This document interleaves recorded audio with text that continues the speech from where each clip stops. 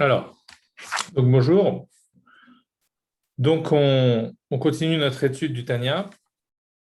Donc, je vous rappelle qu'on est dans le troisième chapitre. Ça fait un petit moment là qu'on n'avait pas fait cours, on n'a pas pu faire la semaine dernière. Alors, donc, je voudrais rappeler rapidement de quoi il est question dans ce chapitre.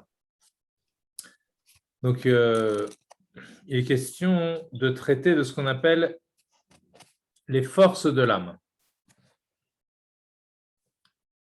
Alors, qu'est-ce qu'il faut entendre par cette notion de force d'âme? Donc, faut prendre les choses dans une sorte de dynamique, de processus. Donc, on pense, comme on l'a vu dans les chapitres précédents, surtout dans le chapitre précédent, on pense à l'âme comme à une forme d'entité divine qui a sa singularité, qui a son identité propre. Et cette entité divine, elle va descendre, entre guillemets, elle va arriver dans un corps. Simplement, lorsqu'elle arrive dans un corps, il y a comme une sorte de perte de Gdusha, de perte de conscience de l'origine, mais en même temps, comme, entre guillemets, par compensation, même si ce n'est pas vraiment le terme, parce qu'on ne peut pas compenser cette chose-là, elle est dotée d'aptitudes, de forces qui vont composer ce qu'on pourrait appeler sa personnalité. Donc, ces forces-là, ces aptitudes, c'est ce qui va composer la nature de l'homme, en fait, puisque dans ces forces, on va voir qu'il y a, par exemple, l'intellect, les sentiments, et puis ensuite les forces d'expression. Donc, on a vu que l'intellect, il se décomposait en plusieurs moments. Il y a un moment, le moment premier, qui est celui d'un moment de askala, c'est-à-dire on va dire d'inspiration, c'est-à-dire c'est le moment où l'idée apparaît. Donc c'est ce moment-là, on l'appelle chorma. Et le Admor Hazaken jouait sur le mot chorma en le décomposant en deux mots, koach et ma. Et koach, ça veut dire la force, mais un petit peu comme on dit quelque chose qui est en puissance. D'accord? Et ma, ça signifie que il y a quelque chose ici qui est en puissance. Ma, un quoi.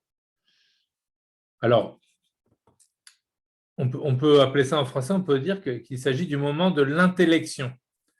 Donc, l'intellection, c'est le moment où quelque chose apparaît dans mon esprit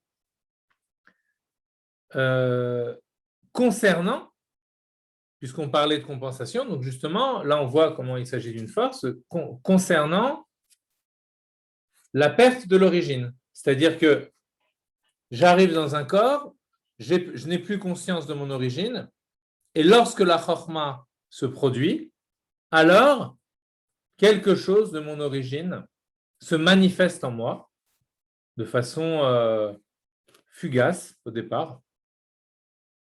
Bekoach, c'est une sorte de potentiel. À un autre endroit, le Nourazakan parle de la chorma comme d'un barak, comme d'un éclair, un éclair qui jaillit comme ça de façon très soudainement dans l'esprit. Et il jaillit comme un point. D'accord? Or, ce point-là, il faut ensuite le développer.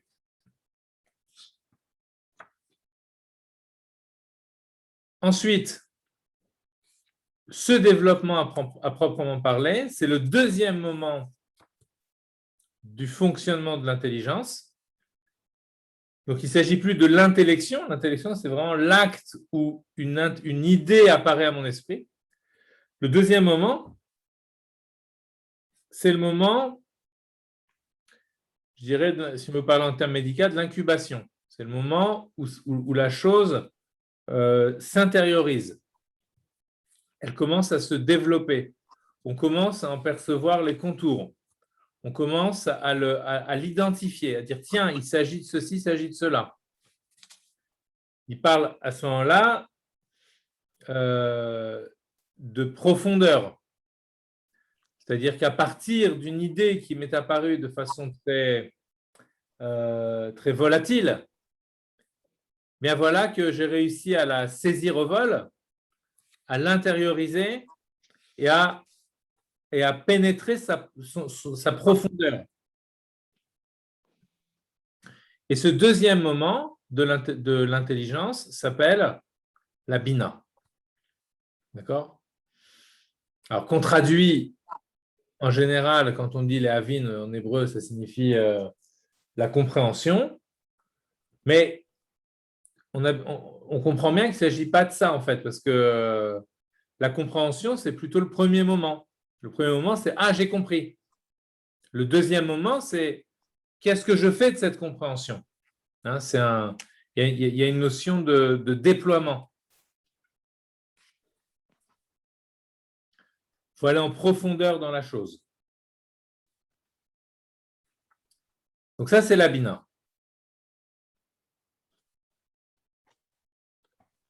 Et ces chorma et bina sont considérés comme père et mère. Et donc, s'ils sont considérés comme père et mère, eh bien, ils vont enfanter quelque chose. Ben, cet enfantement,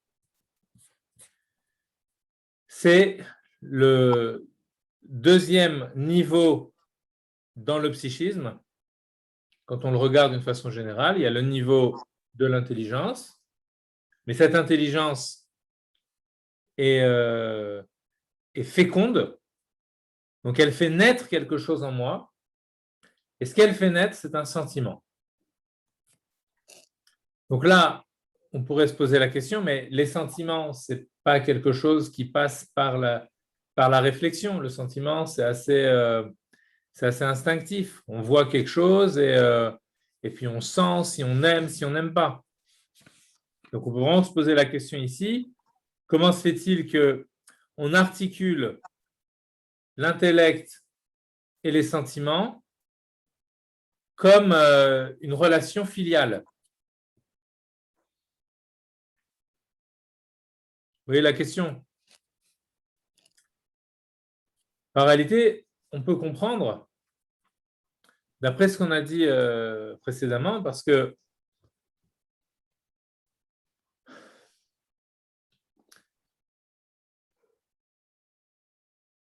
l'âme, lorsqu'elle est en prise avec les choses du monde, qui devient, lorsqu'elle naît, son nouvel élément naturel. Alors, par rapport à cela, effectivement, les sentiments peuvent naître spontanément. Mais quand on a affaire à quelque chose qui n'est plus de l'ordre de l'évidence, puisque le divin ne nous apparaît pas comme une évidence, cette évidence-là, il va falloir aller la chercher. Eh bien, pour que des sentiments naissent, forcément, il faut aller réfléchir, justement, il faut changer les paramètres de l'évidence. Et c'est pour cela qu'il y a une notion, qu'il y a un impératif, si vous voulez, de la hitbonenut, c'est-à-dire de la méditation. Pourquoi faut-il méditer? Parce que, en fait, c'est un peu logique. On médite sur quelque chose qui ne nous apparaît pas spontanément. Quelque chose, on ne va pas méditer sur le fait que le monde existe, parce que le monde, on le voit exister. Donc, on n'a pas besoin de se suggérer intensément, mais regarde, le monde existe, etc., etc. On n'a pas besoin de faire ça, parce que ça m'apparaît. de façon spontanée, comme la sollicitude à l'égard du monde, une certaine forme de sollicitude en tout cas. Bah oui, si on est un petit peu conscient qu'il y a un monde, on va se dire mais pourquoi on voudrait le détruire? Donc on a envie de le conserver tel qu'il est. En ce qui concerne le divin qui habite le monde, eh bien, sur cela, l'évidence n'est pas là. D'accord? Elle n'est pas là parce que justement, comme nous sommes nés dans un corps et que le corps est en contact direct avec le monde par ses sens, du coup, ce qu'il est au fond de lui-même, c'est-à-dire ce qu'il y a à l'intérieur du corps, l'élément rouhani, l'élément spirituel qui est à l'intérieur du corps qu'on appelle le nefesh, celui-là ne nous apparaît plus de façon spontanément. Et ce que vise ce nefesh, encore moins. D'accord? C'est-à-dire le divin. Donc ça nous apparaît encore moins que notre propre nefesh. Parce que notre propre nefesh, on peut dire, voilà, dès que je pense un petit peu que j'existe, on sent qu'on a une âme, qu'on est vivant, on sent qu'il y a la vie qui agite en nous. Mais par contre, l'origine de cette vie, il faut commencer à méditer. Qu'est-ce qui fait que les choses sont? Qu'est-ce qui fait qu'il y a la vie? Donc là, on commence à faire une méditation. Et lorsqu'on commence à faire cette méditation, eh bien, l'amour et la crainte, donc c'est-à-dire des sentiments à l'égard de cette origine, peuvent commencer à naître. Alors, la dernière fois, on avait commencé un petit peu à parler de ces choses. Et donc, la méditation dont il est question ici, c'est, par exemple, réfléchir à la grandeur de Dieu. D'accord? On va méditer et s'approfondir intensément, Méod, Bigdulat Hashem, dans la grandeur de Dieu. Bon. Donc, je voudrais revenir. Après, il donne 3 types de méditation, d'accord? Mais déjà, je voulais revenir sur ce point-là. On en avait parlé un petit peu, mais je voudrais en reparler. Pourquoi insiste-t-il sur la notion de grandeur? Vous voyez, il faut méditer sur la grandeur de Dieu. Pourquoi insiste-t-il sur la notion de grandeur? Qu'est-ce qu'il y a de particulier dans cette notion de grandeur? Alors, justement, on est toujours dans le même fil conducteur.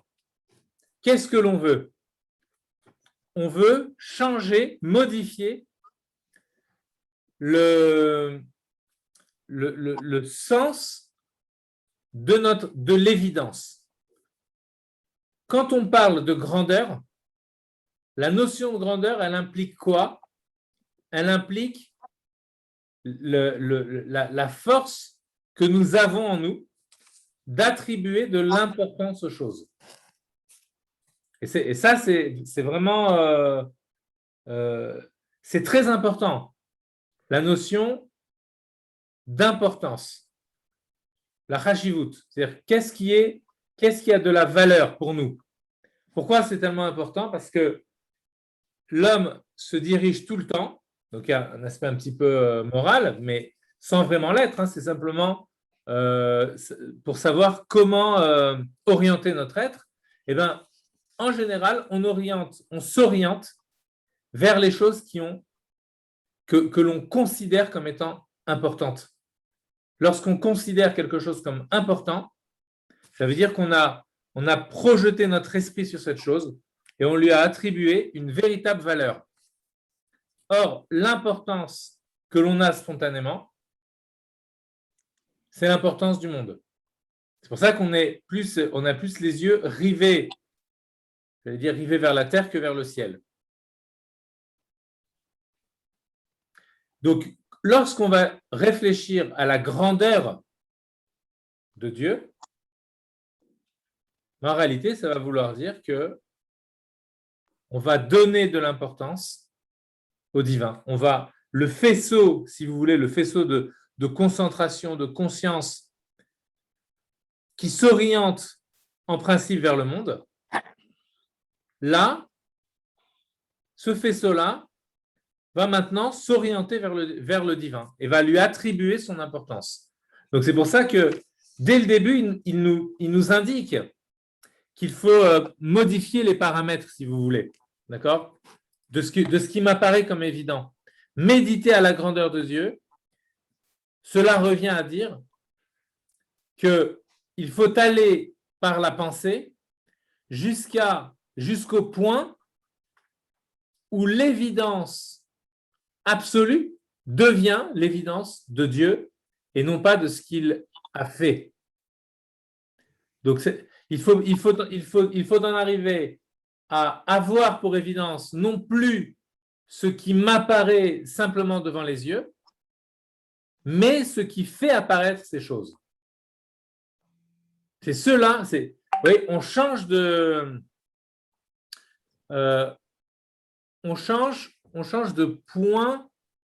point d'orientation, si vous voulez. Comme, vous voyez, dans les tableaux de paysage, vous voyez, il y a ce qu'on appelle la ligne d'horizon. C'est-à-dire, c'est le point qui est visé. Ce point qui est visé, pour nous, notre ligne d'horizon, si vous voulez, c'est toujours le monde, sans voir ce qu'il y a derrière. Or, si on veut vraiment voir le monde dans ce qu'il est, ben, il faut en passer par une modification de cette ligne d'horizon. D'accord ? Ce point-là, ce point que l'on doit regarder tout au fond, eh bien, c'est comme si on devait s'exercer à voir derrière le monde. Et de la sorte, le monde m'apparaît différemment aussi. Alors, cette méditation, elle se décompose en 3 temps qui vont du plus relatif au plus absolu. Premièrement, on va méditer au fait que Ume Male Kol Almin, qu'il emplit tous les mondes. Donc, tous les degrés d'existence, matériels et spirituels, il les emplit. Alors, ça veut dire quoi? Il emplit tous ces degrés, ça veut dire que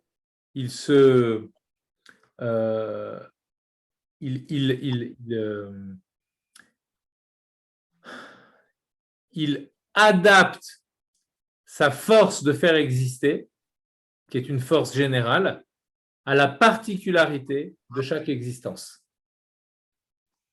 Donc, c'est-à-dire qu'il faut déjà, en regardant le monde, parce qu'on réfléchit au Memale Kol Almin. En fait, le Memale Kol Almin, ce qui est intéressant, dans l'idée que Dieu remplit les mondes, après on va voir qu'il y a le deuxième degré qui est Sovev Kol Almin, il entoure les mondes. Donc, dans le premier degré qui est celui de penser que quand je vois quelque chose, je sais pas, moi, je vais me balader en forêt et je vois un arbre.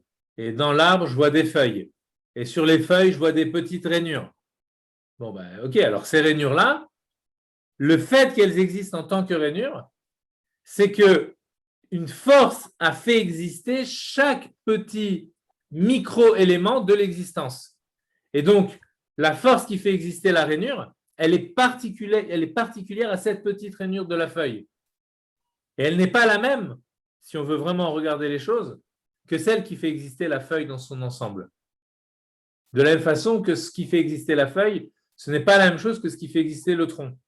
C'est-à-dire que même si nous, dans le déploiement, ce qu'on voit, c'est que la branche vient du tronc et que la feuille est sur la branche, etc., et que la rainure est dans la feuille, donc on a l'impression qu'il y a une forme de continuité dans ces choses-là.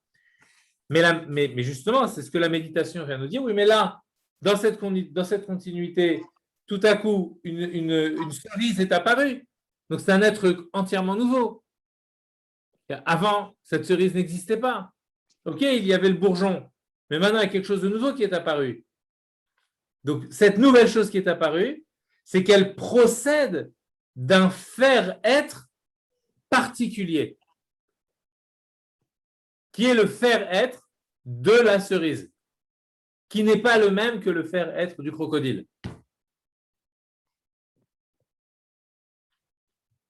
Donc, Memale Kol Almin, c'est une méditation qui est relativement aisée. Tout le monde peut méditer au Memale Kol Almin. Excusez-moi, M. Bellamont. Oui. On en est où dans le texte? Je n'arrive pas à suivre. Ah, d'accord. Alors, à la page 14, vous voyez? Oui. Ah, 14. On en est déjà 14. Ok. Oui. Et quelle ligne? Alors, à la page 14, c'est à la ligne 4, 6, 8, huitième ligne. Vous voyez, à la 7e, on avait vu... c'est une qui commence par où? Je vois pas, non. Vous avez quelle édition? Celle-là. C'est laquelle? C'est en français, celui. Non, mais alors. Parce que nous, on n'était pas à la page 14, on était à la page 12. Alors, d'un coup, je suis perdue parce que j'avais noté où on s'était arrêté il y a 2 semaines. Non, on n'était pas à la page 12. Hein. On est dans le 3e chapitre. Est-ce que vous êtes dans le 3e chapitre? Oui, tout à fait, dans le 3e chapitre.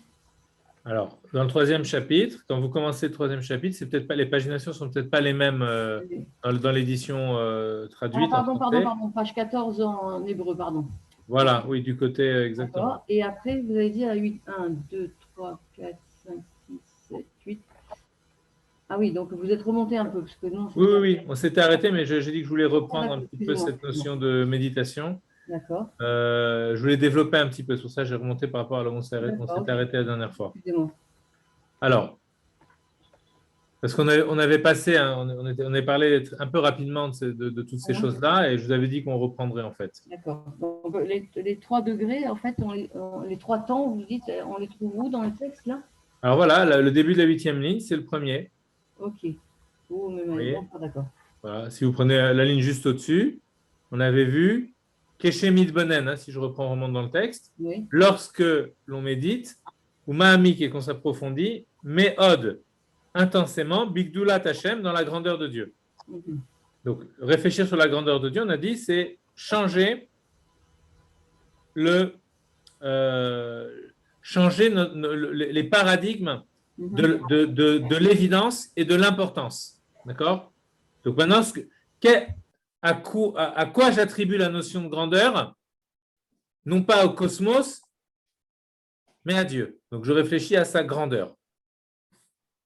Donc premier moment, après, donc ça c'est la méditation présentée de façon générale, c'est donc méditer sur la grandeur. Et ensuite, on commence à détailler le contenu de cette grandeur. Donc premier moment, c'est Er ou Memale Kol Almin. Comment il emplit les mondes. Donc la notion de remplir les mondes, en Chassidut, elle veut dire quoi? C'est quoi? Pourquoi on parle de notion de remplir? C'est quoi l'idée de remplir? D'accord? On s'imagine par exemple, je ne sais pas moi, de l'eau qui remplirait des canalisations. Vous voyez? Ça remplit. Donc ça veut dire que l'eau, elle va s'adapter à chaque canalisation. En force, en quantité. Donc là, il y a cette idée-là aussi que tel animal va recevoir une force créatrice qui va être le propre à l'identité de cet animal, tant sur le plan de l'espèce animale, d'accord, que sur le plan de chaque individu dans cette espèce. Ok? Il y a les loups et il y a chaque loup qui vit dans tel et tel endroit, et chaque petit louveteau, etc. Donc, le même à l'école almine, c'est ce qui remplit. On imagine c'est cette eau-là qui va dans toutes les canalisations et qui s'adapte à chaque canalisation, à chaque petit tuyau ou à chaque gros tuyau, peu importe. Donc là aussi, on pense le divin qui pénètre. Vous voyez, il y a une notion de pénétrer en s'adaptant, en accommodant, un petit peu comme on parle en optique. Vous voyez, on accommode la pupille à la chose que l'on regarde. Donc là, le même à l'école almide, c'est l'accommodation du divin aux éléments du monde. D'accord? Donc c'est c'est plutôt, on peut démarrer facilement ce type de méditation. Il suffit de penser au départ au monde et de penser que dans le monde, il y a quelque chose qui fait exister chaque particule du monde. Donc directement, on va dire, ah, mais tu te rends compte, souvent on est émerveillé. C'est un petit peu comme on dit, Marabou Maasecha Hashem, regarde comme sont nombreuses tes œuvres, Dieu.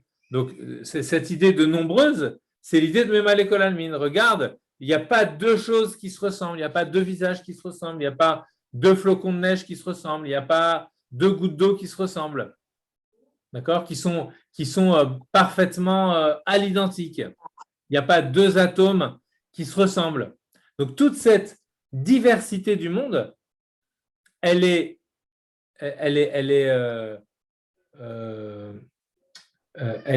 portée à l'existence par la force divine, qui est une force particulière, qui s'inscrit dans la notion de pluralité, qui est la force divine qu'on appelle dans le langage des kabbalistes, on l'appelle Memale Kol Almin. Elle emplit les mondes. Donc ça, c'est le premier degré de méditation. Il y a un deuxième degré de méditation qui est celui de... Est-ce que c'est clair, ce premier-là? Oui, oui, oui. D'accord? Oui, Ok. oui. S'il y a une question ou si il y a un problème, quoi, vous m'arrêtez, hein, n'hésitez pas. Hein. L'image de l'eau qui va dans tous les coins et recoins, elle me parle complètement. On pourrait imaginer même dans le corps de l'être humain, comment l'âme, elle remplit chaque coin et recoin du corps, de l'esprit, etc. Absolument, absolument. Il y a tout un livre du Rabbi Rachab qui justement développe cette notion de Memale Kol Almin au début du livre en tout cas, et qui donne justement l'exemple de l'âme dans le corps. Hein, il y a certaines forces d'âme dans le corps, les forces dont nous avons parlé justement, les forces de l'intellect et des sentiments, justement, ce sont des forces qui ont rapport avec les éléments du corps. D'accord? L'intelligence, c'est dans le cerveau. Les sentiments, c'est le cœur. D'accord? La force par exemple, il donne l'exemple, la force du mouvement, c'est dans les mains, le bras. La force du déplacement du corps, c'est dans les jambes. La force d'entendre, c'est dans les oreilles. La force de voir, c'est dans les yeux. Donc, on voit bien que l'âme se déploie dans le corps par des ramifications, mais ces ramifications sont en réalité des forces différentes. C'est le Memale Kol Almin. De la même façon, en ce qui concerne le divin, qui fait exister tous les éléments du monde, eh bien, c'est la force de faire exister la particularité. C'est le Memale Kol Almin. D'accord? Alors après, il faut remonter. On monte un cran plus haut. C'est-à-dire que ok, certes, il y a des éléments distincts dans le monde. Il y a de la pluralité qui est gérée par une puissance divine qui anime cette pluralité, d'accord? Mais en même temps, le point commun de toutes ces choses-là, c'est que toutes ces choses-là existent. Et donc, il a bien fallu donner à l'existence, d'une façon générale, sa propre valeur. Donc, c'est une force ici de faire exister, mais sur le plan général. On va dire que cette force-là divine, elle enveloppe les mondes. Elle enveloppe les mondes. On appelle Sovev Kol Almin. Ve Sovev Kol Almin. Sovev, un sivuv en hébreu, ça veut dire c'est un tour. On fait le tour de quelque chose. Sovev Kol Almin, ça veut dire qui enveloppe. D'accord? C'est une force qui enveloppe. Alors, quand on parle d'envelopper, quand on dit ici que c'est une force qui enveloppe, ça ne veut pas dire que cette force, elle n'est pas à l'intérieur des mondes aussi, comme la précédente. Bien entendu qu'elle l'est aussi, mais elle l'est d'une façon différente, d'une façon moins perceptible. Parce que c'est juste le fait que voilà, ça fait exister d'une façon générale. Ce qui est plus perceptible, c'est ce qui fait exister de façon particulière. Mais ce qui fait exister de façon générale, c'est un cran plus haut. Donc là, dans notre méditation, l'émerveillement, il va croissant parce que on a affaire à quelque chose du divin qui nous échappe. Donc en réalité, on est encore plus, on peut être encore plus émerveillé. C'est-à-dire que là, la notion de grandeur, déjà, on la voyait dans le déploiement, dans les ramifications. Mais là, toutes ces ramifications, elles-mêmes, elles n'existent que parce que quelque chose de général, une puissance de faire exister les choses est là. C'est comme une présence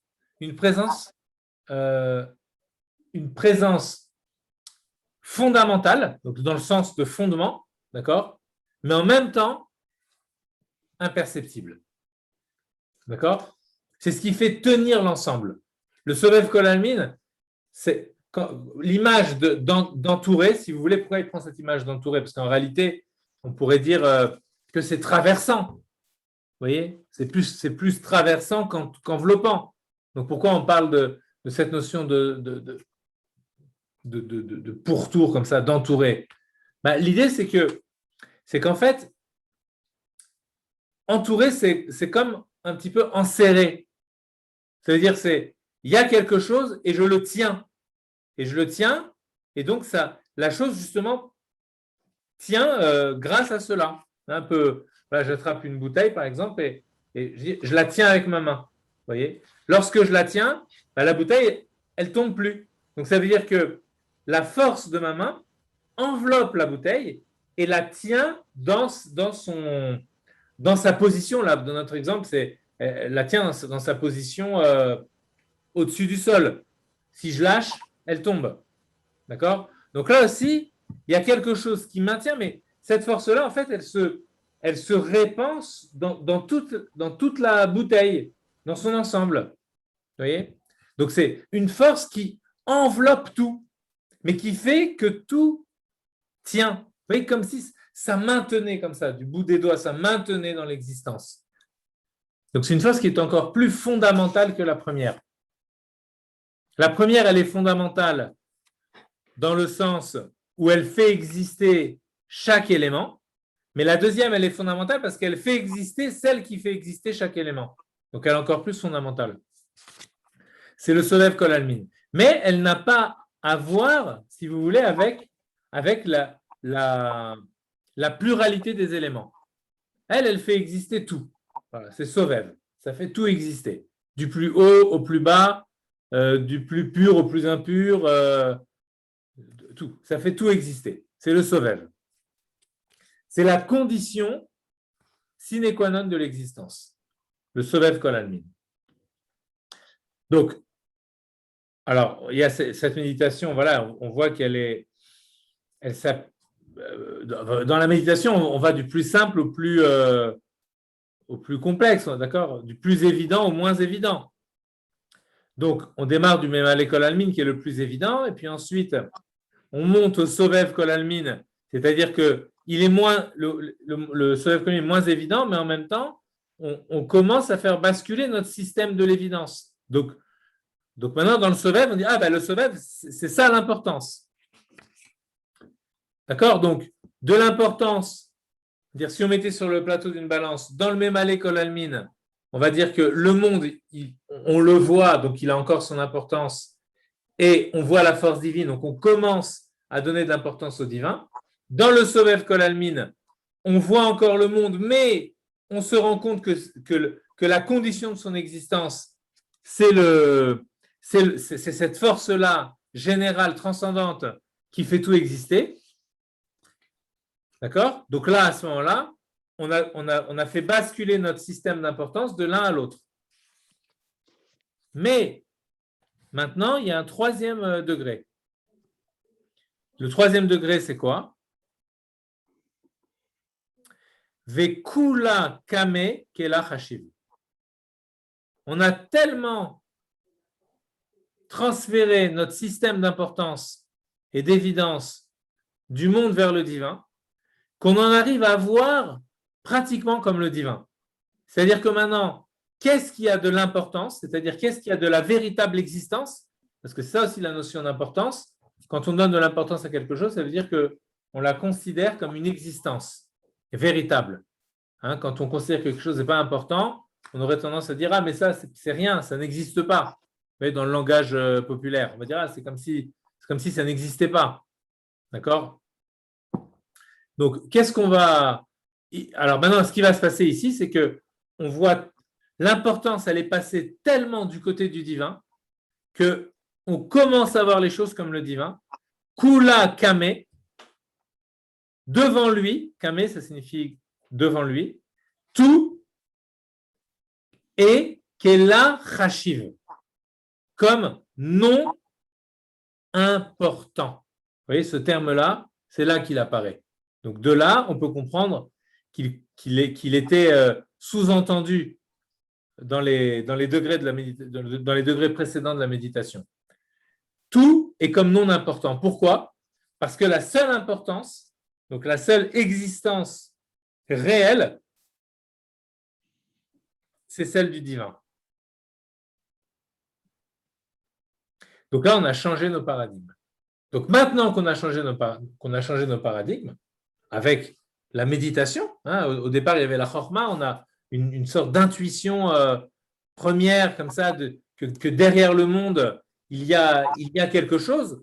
On se saisit de cette intuition-là et on la déploie. On dit, ah, mais cette chose-là, ben finalement, sans elle, rien n'existe, ni dans le détail, ni dans la généralité. Et finalement, ben c'est ça, la véritable existence. Donc ça, c'est cela même qui est important. Eh bien, maintenant qu'on a fait ça, alors, puisqu'on est en prise avec le divin, la porte des sentiments s'ouvre.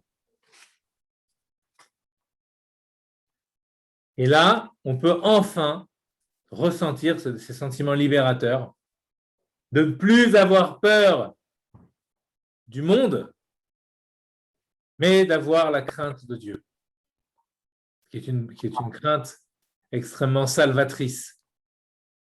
C'est-à-dire, c'est la crainte de ne pas se détacher de cette chose-là. D'accord? Alors, Venit Nolda, il continue la phrase, Nolda, à ce moment-là, né, Venit Orera Midat Yirat Aromemut. Et s'éveille en nous le trait de la crainte de la grandeur. Bemocho. Alors, tout à l'heure, j'ai dit que les portes du cœur s'ouvrent, mais il faut nuancer. Avant de s'ouvrir dans le cœur, elles doivent s'ouvrir d'abord dans l'esprit, dans l'intellect. C'est-à-dire qu'il y a aussi dans l'intellect une forme de crainte, même si en principe, on va dire que la crainte est localisée dans le cœur et l'intellect et l'intelligence est localisée dans le cerveau. Mais puisqu'il y a une connexion entre l'intelligence et le cerveau, ça veut dire que entre le cerveau et le cœur, entre l'intelligence et les sentiments, ça veut dire qu'on peut commencer à ressentir des sentiments déjà de façon intellectuelle. C'est une forme d'émerveillement contemplatif sur le plan simplement de l'intellect. C'est ce qu'on appelle la yirat aromemut bemocho. C'est la crainte face à l'immensité, à une forme de vertige comme ça, de prise de conscience dans mon esprit de cette grandeur. D'accord? La prise de conscience, avant qu'elle soit ressentie dans le cœur et vécue dans le cœur, elle est déjà présente sous forme de entre guillemets, ce qu'on pourrait appeler de sentiment intellectuel. Ou marchavato est dans sa pensée. L'ira olit boshesh migdulato. Donc, il s'agit ici de craindre et de ressentir une forme de honte existentielle face à sa grandeur. Chez En Lasov et Tachlit, qui n'a ni fin, ni terme, ou Pachad Hashem Belibo, et ensuite, de là, le cœur s'ouvre et la crainte arrive enfin dans le cœur.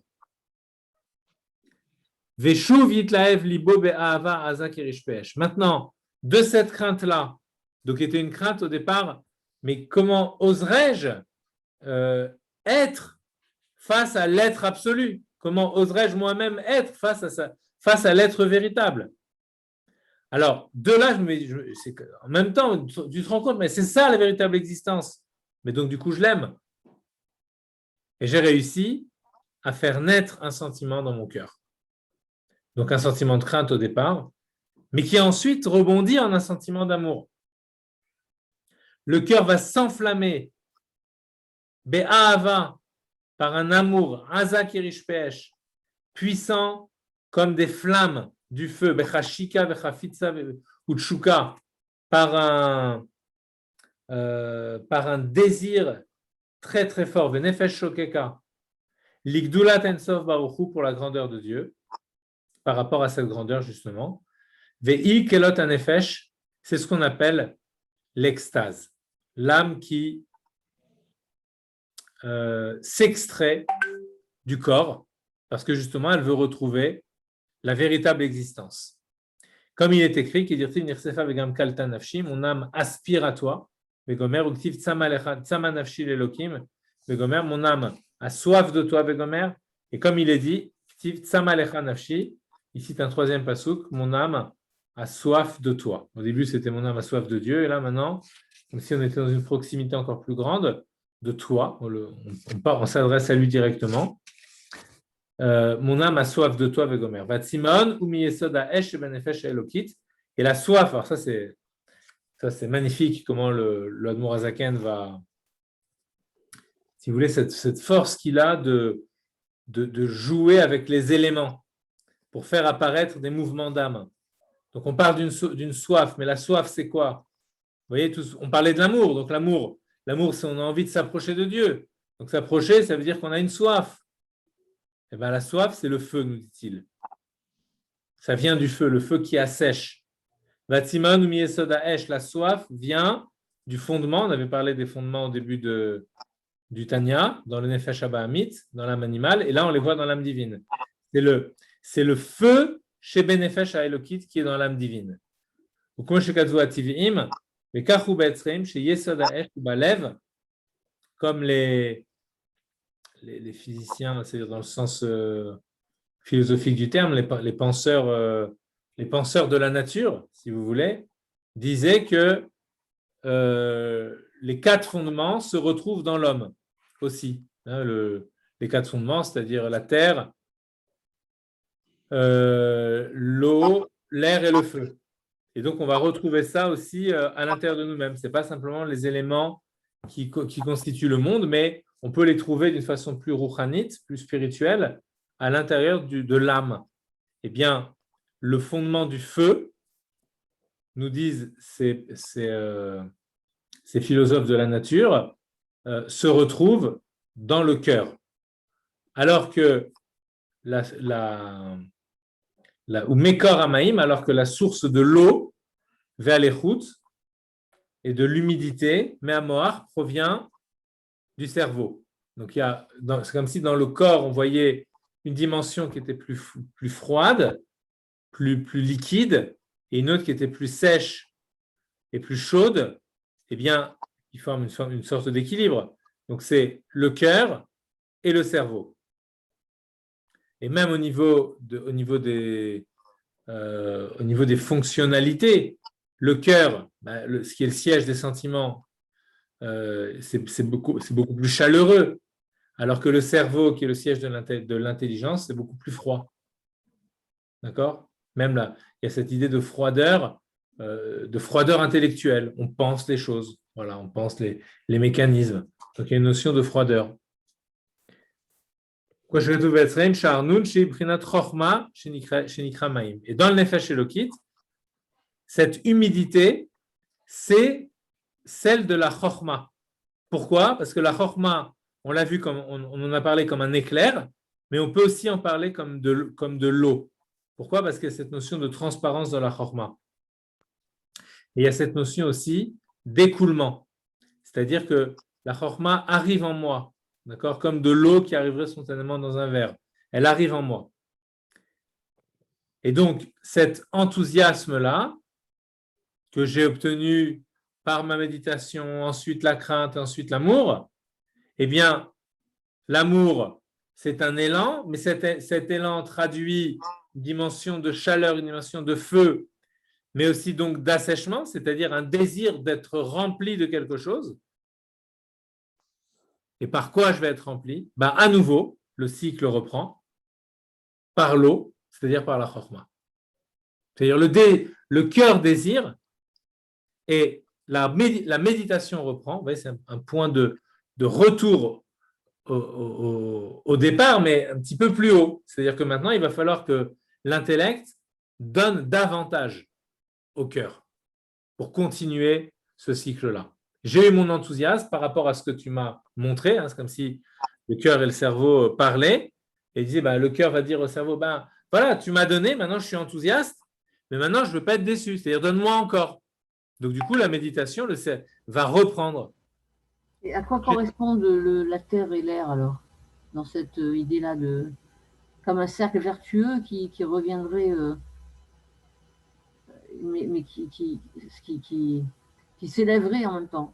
Vous parlez de l'eau, le feu, c'est le cœur, et tout ce qui est méditation, ça vient de la chorma, qui est dans le cerveau, qui est représenté par l'eau.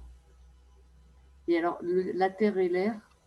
Alors, je n'ai pas vu quelque chose de particulier, mais on pourrait supposer que la terre, c'est la concrétisation, c'est-à-dire la parole et l'action.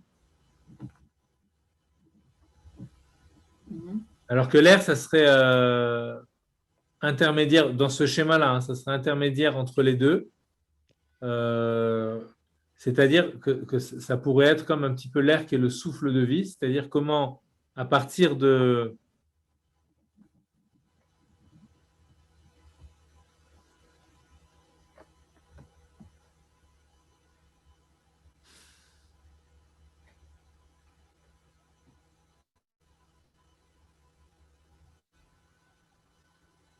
Non, l'air,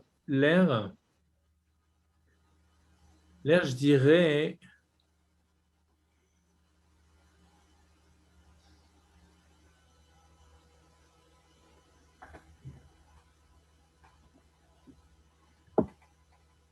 Je dirais que l'air, ça serait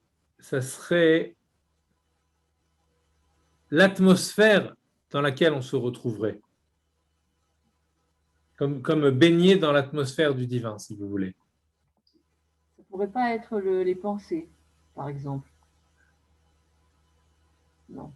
Je dis pas non. Non. Je dis pas non, parce que en réalité, dans quoi nous sommes? Nous sommes dans nos pensées. Voilà. Mais après, les pensées, c'est aussi lié avec la parole et avec l'action. C'est déjà une forme d'extériorisation, même si c'est une extériorisation interne. Mais en tout cas, la pensée, c'est sûr qu'elle elle attrape l'atmosphère de la neshama. Ouais. Elle peut la déclencher. Bon, je peux pas, j'ai pas vu, je peux pas vous. C'est de la spéculation, si vous voulez, là, ce qu'on fait. C'est pas, je m'appuie pas sur un texte particulier pour vous répondre ça. Voilà. D'autant plus que ici, l'eau, elle est. Le feu, il est au-dessous, il est sous l'eau. Oui, parce qu'il est dans le cœur. Et l'eau, elle est au-dessus. Mais dans la nature, c'est l'inverse. C'est-à-dire c'est le feu qui est au-dessus de tout, puisque on va du plus lourd au plus léger. Vous voyez? Donc ici, il y a une forme d'inversion parce qu'il est dans la dynamique des éléments. Donc du coup, l'eau, effectivement, elle est vue au-dessus, mais c'est pourquoi elle est vue au-dessus? Parce que, en fait, ce qui va nous importer dans l'eau, c'est comment elle va pouvoir apaiser le feu de l'âme. C'est pour ça qu'on le disait en termes de méditation. C'est-à-dire que dans ce qu'il a expliqué au début, si vous voulez, jusqu'à maintenant, c'était comment on met en route le processus. Maintenant, une fois que la pompe est lancée, une fois qu'elle est amorcée, alors à ce moment-là, on a déclenché un feu dans l'âme. Maintenant qu'on a déclenché un feu dans l'âme, il faut que l'eau vienne l'apaiser. Donc même en tant qu'élément qui serait plus bas que le feu, en réalité, la source, elle est beaucoup plus haute, puisqu'elle est capable d'apaiser le feu. Donc, c'est-à-dire qu'il peut se nourrir, comme si on disait, ici, le feu se nourrit d'eau. Vous voyez? Si on peut dire, quoi.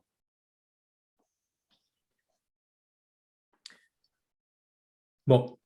Et après, Usher Amidot Kulan en Anfe Ayira ve'ahava. Et ensuite, les autres midot donc, vont être des ramifications de la crainte et de l'amour, Vetol Dotéen, et ce qui va naître aussi une sorte de descendance de la crainte et de l'amour. Comme ceci est expliqué dans d'autres endroits. Donc, on a dit il y a l'amour, la crainte, Chesed Gvura, Tiferet, qui va être la synthèse des deux, Netzach ve'od, donc qui va être la notion de gloire, de victoire et de reconnaissance, qui sont animés par le bitachon. Le Netzach, c'est l'idée de l'assurance, de la confiance pour aller de l'avant, justement, pour pouvoir ensuite faire passer le message. Et le Hod, c'est la reconnaissance, la sincérité. C'est une forme d'assurance aussi plus passive. Je suis assuré, voilà, c'est comme vraiment du passif, comme dans les verbes, que je suis assuré que les choses vont bien se dérouler, que je vais parvenir à faire passer ma conscience du divin dans la réalité. Bon, Yesod, ensuite Malchut. Donc, il considère que ce sont les ramifications des deux premières qu'il a vraiment bien développées ici.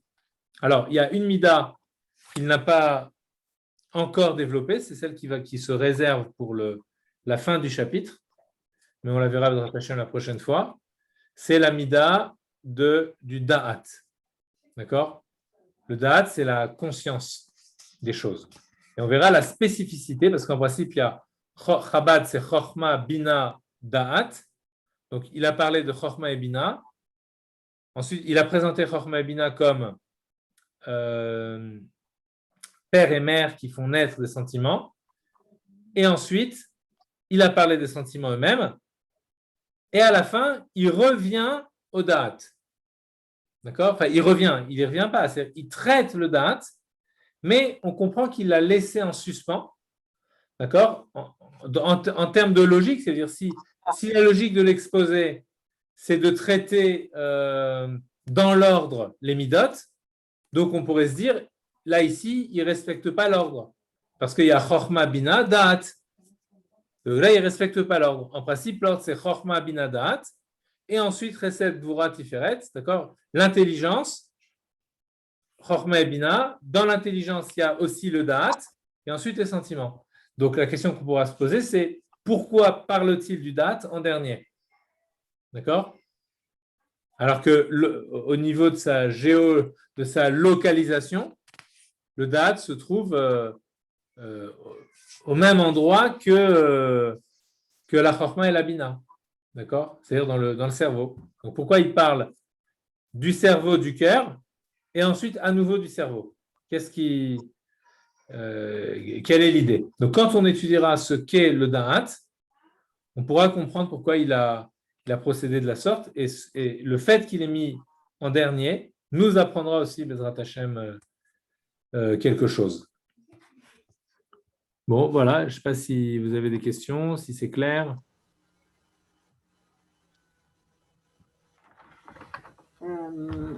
Moi, dans ma logique, mais maintenant c'est vraiment ma logique très limitée.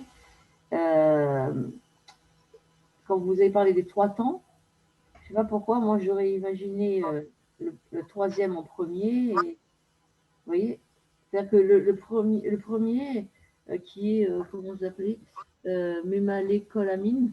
Ah oui, d'accord, vous revenez sur ça, oui. Oui, je l'aurais mis en premier, en dernier.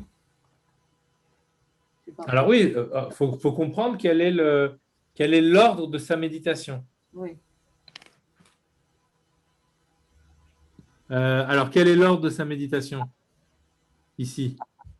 En fait, ce qui est évident, ce qui nous touche particulièrement, c'est ça? Voilà. Vous savez, il commence du bas et au fur et à mesure, il s'élève. Oui. Mais dans l'ordre structurel, D'accord? Dans l'ordre, non pas de la structure de la méditation, mais dans l'ordre structurel au sens existentiel. Évidemment, c'est la première méditation qui, j'allais dire, dans l'ordre entre guillemets chronologique. Oui. D'accord?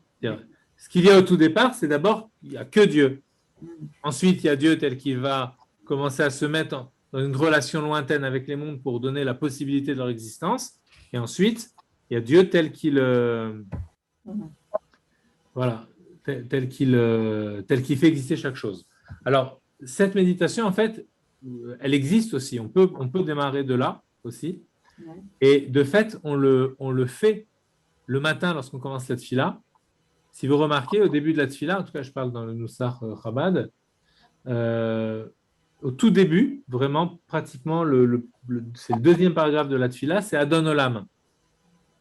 Et quand on dit Adon Olam, ça veut dire maître du monde, Asher Malach, qui a régné Beterem Kol Yetzur Nivra, avant que toute créature ne soit créée, avant que toute chose ne soit créée. Déjà, tu régnais. Donc, ça veut dire qu'on prend Dieu tel qu'il est dans son absoluité. Vous voyez? C'est-à-dire que la méditation de base, c'est celle-là. Mais lorsqu'on commence la tfila dans le sens plus méditatif, si vous voulez, c'est comme si là, au début de la tfila, c'est comme dans le Modéani, je reconnais, c'est pas moi je reconnais, c'est reconnais je, Modéani. Donc on met le je en deuxième position. Donc c'est-à-dire qu'il y a d'abord cette reconnaissance, Melech Haïvekayam, qui est le roi éternel, etc. On a l'impression qu'on est vraiment dans la méditation la plus haute.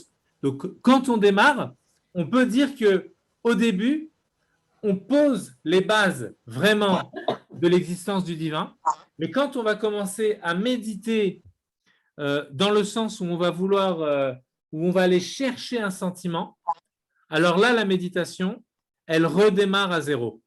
C'est-à-dire, là, on démarre du sol. D'accord? Comme l'échelle de Yaakov, qui dans le Zohar représente la tfila, par exemple. Donc là sous-entendu, je parle de la prière dans tout ce qu'on dit là. Dans l'échelle de Yaakov, on voit que elle a le bas de l'échelle repose sur la terre et le haut arrive au sol, arrive au ciel, aux cieux. D'accord? Donc c'est quoi? L'idée c'est quoi? C'est que quand on veut prier, on veut s'adresser à Dieu, alors bien entendu que au tout départ, on voit directement qu'elle arrive au ciel et que Dieu il est partout en haut de l'échelle et en bas de l'échelle. Mais ensuite, lorsque je veux véritablement ressentir quelque chose, donc il faut que je mette en place un programme méditatif qui soit structuré du bas vers le haut. Donc au début, on a cette notion de hauteur qui est là comme un préambule à toute méditation. C'est un petit peu ce dont vous parliez. Et ensuite, on commence du bas vers le haut, tranquillement. On observe le monde, la mer. Voilà, Baruch She'amar ve'haya olam, béni celui qui a parlé par la parole duquel le monde fut. Donc on part du monde, vous voyez, tout en faisant des louanges à Dieu, bien entendu. Mais on part de l'existence, de la réalité qu'on a devant nous. Vous voyez? Et après, au fur et à mesure qu'on avance dans la prière, alors les paradigmes changent. On arrive à Shema Israël, etc. Vous voyez, où là, Hashem Elokeinu, Hashem Echad. Donc là, c'est Dieu est un. Et après, la Hamida, c'est même plus nous qui parlons. C'est comme si c'est voilà, Kula Kamek et la Chashiv. Rien n'a d'existence, il n'y a que toi qui existe. Donc ça, c'est vraiment le côté fusionnel. Mais paradoxalement, quand on est à ce degré-là, on parle de choses matérielles. Et on demande les brachot pour les choses matérielles. Parce que c'est à ce degré-là qu'on voit vraiment que l'existence d'en bas, elle ne dépend que de l'existence d'en haut, et donc elle en est le meilleur reflet et la meilleure figuration, si on peut dire. Bon, voilà. Bah, écoutez, il y avait d'autres remarques peut-être ou... Non, merci beaucoup. Ok, bah écoutez, alors on se dit à la rentrée alors. Qu'est-ce que vous on fait voyez? Pardon? on ne propose pas une autre course Si. mardi prochain? Ah, bah, je veux bien. On va demander sur le groupe, on va voir. Ouais, parce que j'ai l'impression que là, les gens sont un peu plus occupés que d'habitude. Donc, Bon, ok, comme vous voulez. moi, ça me fait au contraire. Si j'ai pas de problème. En principe, je suis là la semaine prochaine. Si je suis pas convoqué pour les bacs, pour les oraux ou des trucs Ah comme oui. ça, D'accord. je Bon, pourrais assurer on le va cours. poser la question dans quelques jours, comme ça on attend un petit peu que tout le monde. D'accord. Voilà, exactement, exactement. Merci beaucoup, Monsieur Bellamont. Avec plaisir. C'est bien l'amour. Merci. Allez, au revoir. Merci, merci beaucoup. C'est très bien que vous soyez revenu. Ça fait plaisir. Oui, merci. Moi aussi, je suis contente. Alors, si Dieu veut, j'imagine que vous avez plein de questions dans la tête et tout. Je vous Non, connais, hein? non, je suis ébahie, j'écoute avec étonnement, voilà, c'est tout.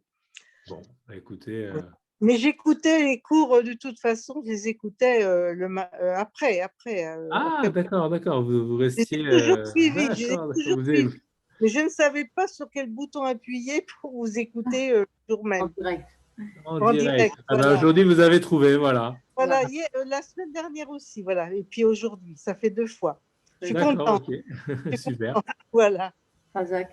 Ok, Shavuotov. Allez, au revoir, Shavuot, une bonne semaine et bonne méditation. Merci. Oui, ça va être difficile, mais enfin bon, merci. Allez, au revoir. Au revoir.